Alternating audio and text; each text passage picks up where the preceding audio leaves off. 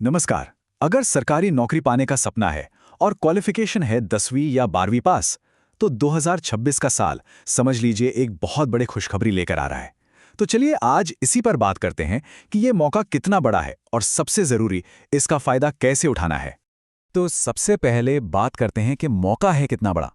जरा इस नंबर पे गौर कीजिए, 50,000। जी हाँ, 50,000 से भी ज्यादा नौकरियां, और ये सिर्फ 12वीं पास कैंडिडेट्स के लिए हैं। ये कोई छोटा मोटा आंकड़ा नहीं है। इससे साफ पता चलता है कि मौके चारों तरफ हैं।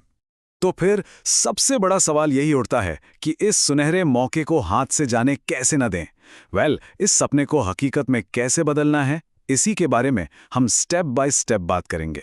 तो आज हम 4 खास हिस्सों में बात करने वाले हैं।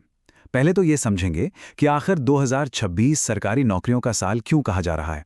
फिर हम देखेंगे कि 10वीं और 12वीं पास के लिए कौन कौन सी बड़ी भर्तियां लाइन में हैं। इसके बाद हमारे एक्स सर्विसमैन भाइयों के लिए जो स्पेशल मौके हैं उन पर भी नजर डालेंगे। और आखिर में तैयारी के कुछ ऐसे टिप्स जो वाकई काम आएंगे। तो चलिए पहले पॉइंट से ही शुरू करते हैं। देखिए, 2026 को सरकारी नौकरी की तैयारी करने वालों के लिए एक गोल्डन अपॉर्चुनिटी क्यों माना जा रहा है। इसकी सीधी सी वजह है कि कई बड़े बड़े डिपार्टमेंट्स एक साथ भर्तियां निकालने की तैयारी में हैं। और ये भर्तियां कौन कर रहा है? इसमें देश की सबसे बड़ी रिक्रूटिंग एजेंसियां शामिल हैं, जैसे कि स्टाफ सिलेक्शन कमीशन, जिसे हम सब एसएससी के नाम से जानते हैं, रेलवे रिक्रूटमेंट बोर्ड्स यानी आरआरबी, अलग अलग राज्यों के पुलिस डिपार्टमेंट्स, और हाँ, डिफेंस सर्विसेज भी पीछे नहीं हैं। इंडियन आर्मी और नेवी में भी खूब मौके आने वाले हैं। मतलब ये कि बड़े पैमाने पर रिक्रूटमेंट होना तय है। चलिए अब आते हैं दूसरे और शायद सबसे जरूरी सवाल पर, कि आखिर ये मौके हैं कहां? वो कौन सी बड़ी भर्तियां हैं जिन पर 10वीं या 12वीं पास अप्लाई कर सकते हैं? एकदम ताजा उदाहरण से समझते हैं। जैसे ये Madhya Pradesh police constable band की भर्ती निकली है। इसमें देखिए 679 पोस्ट हैं। क्वालिफिकेशन क्या मांगी है? बस 10वीं या 12वीं पास। और अगर कोई एसटी कैटेगरी से है तो उनके लिए तो सिर्फ 8वीं पास ही काफी है। सैलरी भी काफी अच्छी है।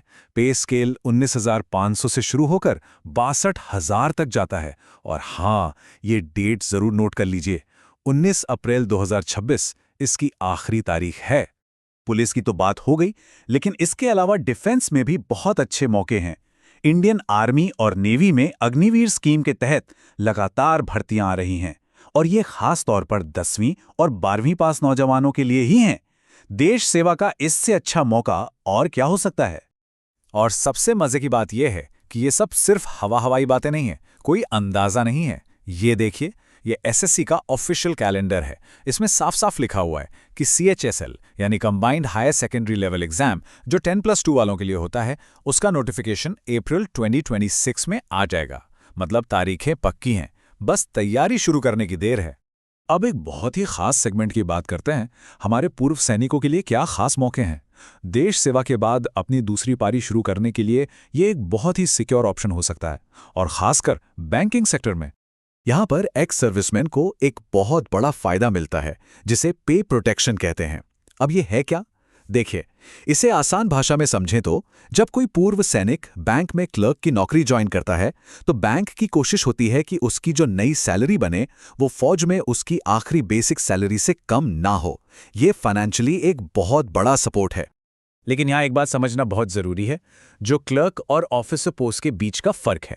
देखिए, अगर क्लर्क की पोस्ट के लिए अप्लाई कर रहे हैं और 15 साल की सर्विस है, साथ में आर्मी स्पेशल सर्टिफिकेट भी है, तो ग्रेजुएशन की जरूरत नहीं पड़ती और पे प्रोटेक्शन का फायदा भी मिलता है। वहीं दूसरी तरफ ऑफिसर पोस्ट के लिए ग्रेजुएशन कंपलसरी है और उसमें पे प्रोटेक्शन का बेनिफिट नहीं मिलता। और फायदे यहीं खत्म नहीं होते। एक्स सर्विसमैन कैटेगरी को और भी कई राहतें मिलती हैं, जैसे कि एप्लीकेशन फीस कम लगती है, उम्र में बहुत ज्यादा छूट मिलती है, क्लर्क पोस्ट के लिए तो 50 साल तक, कई राज्यों में कट ऑफ भी कम जाता है, और सबसे बड़ी बात, उनके लिए अलग से रिजर्व्ड सीटें होती हैं। लेकिन एक बात गांठ बांध लेनी चाहिए, जैसा कि एक्सपर्ट्स कहते हैं, अब ईएसएम वर्सेस जनरल नहीं है, अब ईएसएम वर्सेस ईएसएम है। इसका सीधा सा मतलब यह है कि अब कंपटीशन अपनी ही कैटेगरी में बहुत बढ़ गया है, तो सीरियस तैयारी के बिना काम नहीं चलेगा। तो चलिए अब आते हैं अपने आखिरी हिस्से पर, तैयारी के वो जरूरी टिप्स जो इन सभी नौकरियों में सफलता का एक तरह से ब्लूप्रिंट बन सकते हैं।